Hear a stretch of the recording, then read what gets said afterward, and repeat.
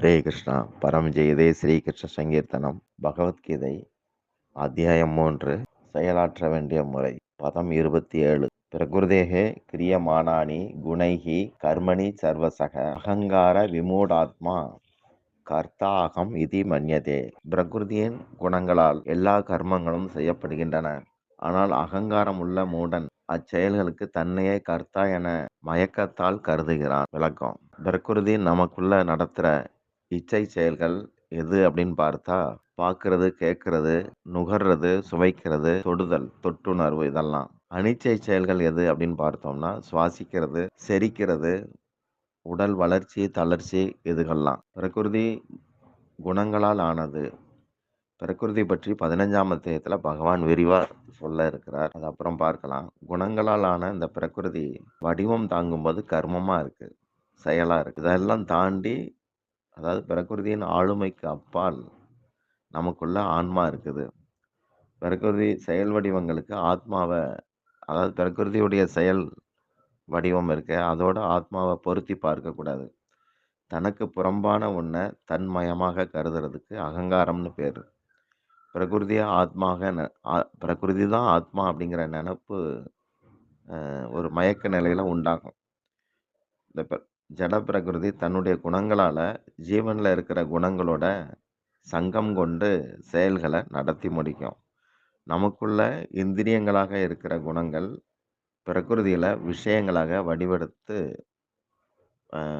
இருக்கிற குணங்களோட பிரவர்த்திக்குது, அதாவது உறவாடுது. இதை எப்படி சொல்லலாம்னா, இப்போ லட்டு இனிப்பா இருக்கு, ஆனா தண்ணிக்குள்ள 6 டேஸ்ட்டும் 6 சுவையும் இருக்கிறதா கிருஷ்ணர் சொல்றார். நீரில் நான் சுவையா இருக்கிறேன் அப்படிங்கிறார். 6 சுவையும் இருக்கு. ஒரு நிலத்துல ஒரு வருஷம் ஒன்று போல பாகற்காய் செடி வைக்கிறோம், அதுக்கடுத்து மிளகாய் செடி வைக்கிறோம், அதுக்கடுத்து கேரட் இருக்குதுன்னா, ஒன்றும் அந்தந்த சுவையை வெளிப்படுத்துது. ஒரே தண்ணீர், ஒரே நிலம், பக்கம் பக்கமா இருக்கு. மிளகாய் பக்கத்துல கேரட் இனிக்குது, பாவக்காய் கசக்குது.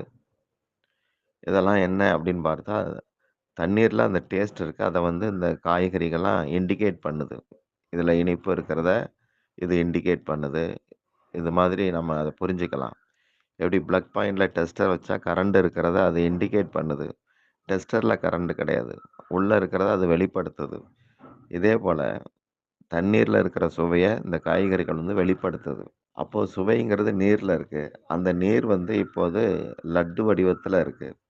இனி அதை சுவைக்கிறவன் தன்னுடைய வாயில இருக்கிற உமிழ் நீரோட லட்ல இருக்கிற நீரோட சேர்ந்து உறவாடும் போது இனிப்புங்கிற சுவையை அவன் அனுபவிக்கிறான். லட்ல இருக்கிற நீர் விஷய வடிவம், வாய்க்குள்ள இருக்கிற உமிழ் நீர் இந்திரிய வடிவம். ரெண்டும் பிரகிருதி தான். இதுகள் ரெண்டும் சேரும்போது ஒரு அனுபவம் உண்டாகுது. இப்படிதான் எல்லா சுகங்களும் மனசு, குணம், அதாவது மனம், குணம், இதுகளுடைய சங்கமம் தான் எல்லா அனுபவங்களும். சினிமா பார்த்துட்டு வரவன் கதையில நாயகன் அல்லது நாயகி இவங்கள ரசிச்சான்னா, அவங்களோட கனவுல ஊர் சுத்துற மாதிரி, அவங்க பூரா அவங்களோடவே இருக்கிற மாதிரி ஒரு அனுபவிக்கிறான்.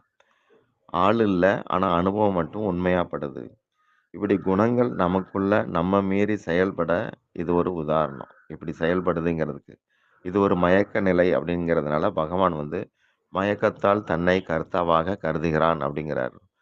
ஒருத்தன் பரீட்சைக்கு படிக்கிறான். நிறைய விழுந்து விழுந்து படிச்சு நல்லா மார்க் எடுக்கிறான்.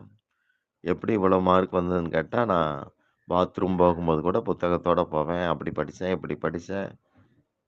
தூக்கம் வந்த அம்மா எனக்கு ஏதாவது பால் சுட வச்சு தருவாங்க. இப்படி இதெல்லாம் சொல்லுவான்.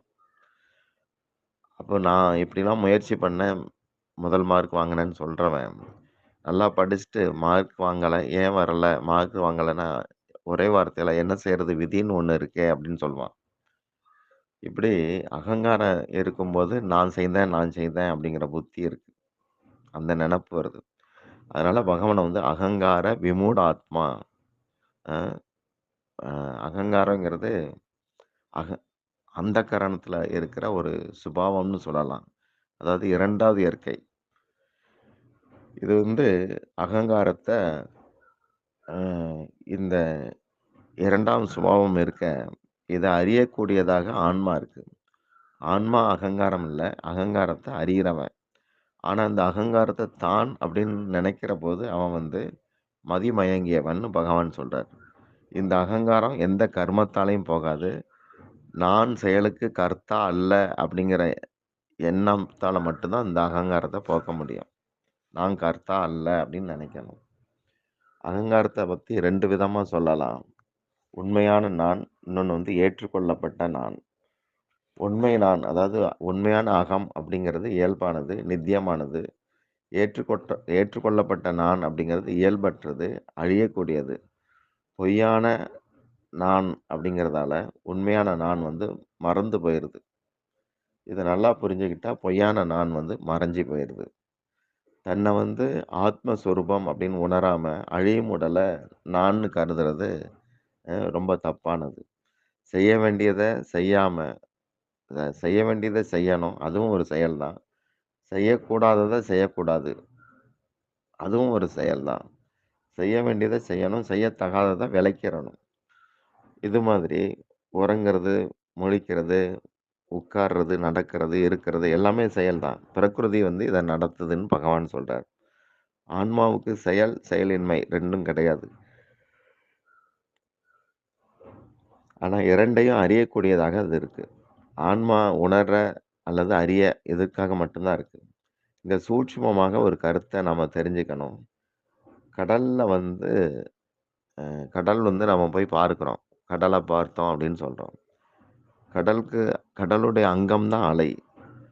அ அலைகள் வந்து கடலுடைய மேற்பரப்புல மட்டும் தான் இருக்கும். நாம பார்க்கிறதெல்லாம் அலைகள தான், கடல கிடையாது. கடல் அதுக்கு அடியில இருக்கு. கடலும், அலையும் ஒரே நீர்ல உள்ள வெவ்வேறு நிலைகள். அதேபோல பிரகிருதியும், அதாவது உலகும், நமது உடலும் ஒரே இனம்தான். ஆனா மனுஷன் உலகத்த நான்னு நினைக்கிறதில்ல. உலக தயாரிப்பான உடல மட்டும் நான்னு நினைக்கிறான். இதுக்கு தான் மயக்க நிலைன்னு பேரு. உலகுக்கு உயிர் கிடையாது. ஆனா உயிருக்கு நிகரான குணங்கள் உலகத்துக்கு உண்டு. துர்க்கையுடைய கையில திரிசூலம் இருக்கு. அது வந்து 3 குணங்கள குறிக்கும். அ துர்காவுக்கு ஜெகன்மாதான்னு பேரு. கிருஷ்ணருக்கு ஜெகந்நாதா அப்படின்னு பேரு. ஜெகன்மாதா திரிசூலம் அப்படிங்கிற முக்குண கரண்டியால நம்ம வந்து பகவான்ட்ட அனுப்புறதுக்கு அந்த கரண்டிய கொண்டு நம்மள வறுத்து பக்குவம் பண்றாங்க. செய்பவன் இல்லாம செயலுக்கு வடிவம் வராது. செயல்படணும் அப்படிங்கிற எண்ணம் தோன்றிய உடனே, நான் தான் செய்றேன் அப்படிங்கிற கருத்து நமக்குள்ள ஏற்படத்தான் செய்யும். நான் செய்றேன் அப்படிங்கிற கருத்தோட செயல செய்றதுனால, நானே கர்த்தா அப்படிங்கிற எண்ணமும் வலிமைப்படுது. நானே கர்த்தா, நானே போக்தா, அதாவது அனுபவிப்பேன். இந்த மாதிரி கருத்துக்கள் ஜனன மரணத்துக்கு காரணமாயிரும். மனச கொண்டு ஆன்மாவுக்கு திரும்ப திரும்ப உடல் கிடைக்க செய்றோம். எந்த உடலும் ஆன்மாவ அடையிறது கிடையாது. ஆன்மா தான் உடல அடையுது. இந்த விவேகத்துக்கு மதிப்பளித்து நடந்தோம்னா, அந்த விவேகமே முதிர்ந்த நிலையில ஆத்ம தத்துவ ஞானமாக பரிணாமத்த ஒரு பரிணாமத்த நம்ம வந்து உணர முடியும். அப்போ இந்த ஸ்லோகத்தோடைய அர்த்தம், இயற்கை நடத்துகிற குணங்கள், இதுகளுக்கு அகங்காரம் உள்ளவன், தான் தான் நடத்துறேன், நான் தான் கர்த்தா அப்படின்னு மயங்கிய நிலையில கருதுறான் அப்படிங்கிறது கருத்து. ஹரே கிருஷ்ணா.